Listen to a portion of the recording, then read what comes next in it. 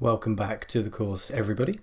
Now, in today's lecture, we're going to talk about a paragraph where many students do make a few mistakes. Having marked and corrected hundreds of essays myself, I have noticed a pattern wherein students, having worked so hard at the introduction and the body, they've usually run out of time by the time they get to the conclusion, and the conclusion comes across as a little bit rushed. So in today's lecture, we're going to learn how to write conclusions quickly, but also accurately, so that you can finish in style and leave the examiner with a very strong impression. So let's start by having a look at an example conclusion. Now, we have an exercise here, very short one. I just want you to read this conclusion to a task 2 writing question and match each sentence 1 to 2 to its purpose A to B. So, in conclusion, although renting can be useful for people who need a home on a short-term basis, this convenience comes at a high cost. In my opinion, the benefits of renting are outweighed by the drawbacks, and I would prefer to buy a property rather than to rent one. So we've got two purposes here, and can you match them up? Either we're summarising the key points or we're giving our opinion. Not too difficult on this one. A matches up to 1, summarising the key points, while B matches up to 2, giving your own opinion. It's a little bit more logical to structure the conclusion this way, as it makes sense to leave the reader with a clear understanding of what your viewpoint is. Remember, this is only for discussion opinion essays or opinion essays. This one here looks like a discussion opinion essay because we have looked at the drawbacks. Now, there are some very important words and phrases in this conclusion which we're going to focus on in a moment. In conclusion, very clear introduction to the type of paragraph that we're writing. Although, which allows us to introduce a sense of contrast and complexity to the sentence. And in my opinion, where we're giving some language which makes it very clear what we're doing in this sentence. Now, there are other ways we can use each of these categories, and you can see these here. Introducing a conclusion, very simple, in conclusion, or to sum up, or having looked at both sides. Now, expressing an opinion, in my opinion, personally, in my view. I'm sure you can think of more. My view is that, it is my belief that, things like that. And then these linking devices, very important, particularly when we're looking at discussion essays or discussion opinion essays. Although, while, whereas, despite, or in spite of.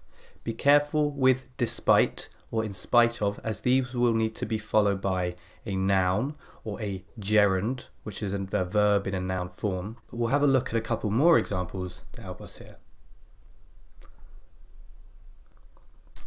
So you can see how we've used the language on the previous slide to create a very coherent and cohesive and accurate conclusion here. To sum up, while there are disadvantages to handwriting, such as compromised readability and a greater time commitment, these must be weighed against the cultural and practical benefits that handwriting offers. Personally, I feel that these benefits outweigh the drawbacks. Another conclusion. In conclusion, despite the convenience and lower cost homeschooling offers, we must take into consideration the dangers of fewer social opportunities and real-world experience. In my view, these drawbacks outweigh the disadvantages, and I would not want to homeschool my children. There is something very important to take into consideration here as well, and that is that we are not just saying that there are pros and cons. We are not just saying, yep, so in conclusion, there are some advantages and disadvantages. Personally, I think the advantages outweigh the disadvantages. We're not saying that. All that would do is rephrase your introduction. Instead, we are actually summarizing our ideas and our arguments and our content. So in the first conclusion, you can see how we've summarized our body paragraph ideas by writing phrases like compromised readability, greater time commitment, cultural and practical benefits. And in the second conclusion, you can see convenience and lower cost, dangers of fewer social opportunities and real-world experience. So a very clear summary of the ideas put forward in the body of the essay. Let's move on to look at a problem and solution conclusion, because this is a little bit different to the other structures. Problem and solution essays, which most situation essays fall into, are slightly different in that you are not being asked for a specific opinion. So in this conclusion, after summarizing the content of your essay, summarizing what the problems are, you should state who you think the responsibility for solving these problems lies with. So let's have a look at an example. In conclusion, although modern cities face a variety of problems, such as crime and air pollution, these problems are not insurmountable. As you can see in the bottom corner there, insurmountable just means impossible to overcome, impossible to tackle. In my view, it is the government's responsibility to tackle these issues, and they should begin by considering some of the solutions proposed above. Again, it's a nice rhythm to the conclusion here, nice and fluent and coherent, and we haven't just said there are problems. We've actually said what they are: crime and air pollution. Okay, and we've made a very clear statement as to who we think should tackle the issues: the government. So we summarize the key points, and then we state who the responsibility lies with for problem and solution essays. Again, just to point out a few pieces of useful vocabulary, some nice expressions. Face a variety of problems. Face collocates very strongly with problems, and these problems are not insurmountable. Again, as mentioned earlier, insurmountable, impossible to overcome. Finally, it is the government's responsibility to tackle these issues, and they should begin by considering some of the solutions proposed above. You could use this entire template and just remove the word government and put in whoever you think should solve the problem. Parents, teachers, school authorities, environmental agencies, whoever you think is responsible. Now, if you're out of time, and this is a very common occurrence because of the amount of time some people spend on the introduction of the body, they haven't really been paying attention to the time, then you may struggle to write 2 sentences. And if that's the case, you can just write 1 sentence. And there is an advantage to writing 1 sentence as well. It improves the complexity of your sentence, and of course it saves you time, because it's extremely important that you have at least a couple of minutes to go back and check your essay. As we looked at in the timing lecture, ideally 5 minutes, but at least a couple of minutes. What we need to do is simply combine the summary of the key points sentence with our opinion sentence to create 1 sentence. Here's an example.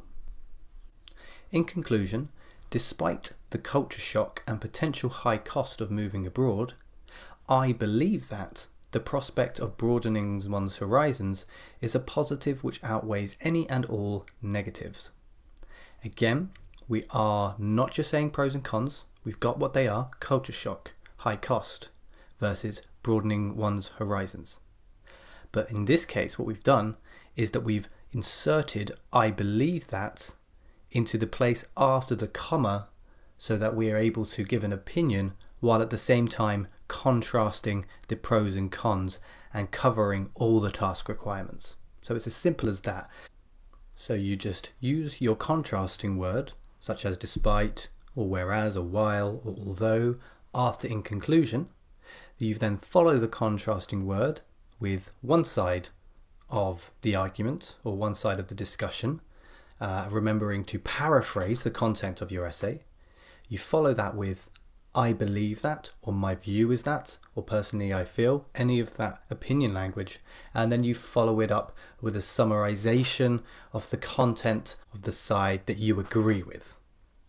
Okay, so practice this a few times. It can take a bit of work before you become confident in it and before your speed improves that much. So do take a few opportunities to practice a conclusion which only has 1 sentence. Just for those that aren't quite sure, broadening one's horizons just means expanding one's range of knowledge, interests and experiences. Quite useful when we're talking about travel. So, To sum up, in conclusion, do not simply state that the topic has benefits and drawbacks, or that each viewpoint has pros and cons. This does nothing to summarize the main ideas, which is the purpose of a conclusion, but only rephrases your introduction. If you struggle to paraphrase, then you may want to skip forward for a moment to the synonyms and paraphrasing lecture, which is in the lexical resource section of the course. We will get there eventually. And that brings me to my next point. Do try to paraphrase the content of your essay. If you write greater affordability as an advantage in your body, try something like less expensive in your conclusion. Again, paraphrasing, lexical resource section, we will come to this. Finally, do not add any unnecessary information in your conclusion. This is a waste of time, and you should try to save as much time as possible to check for errors in your work. That's much more likely to improve your score than adding unnecessary information. So there we go, conclusions. We've now reached the end of the essay, so we can talk about how to improve the essay as a whole in the remainder of this course.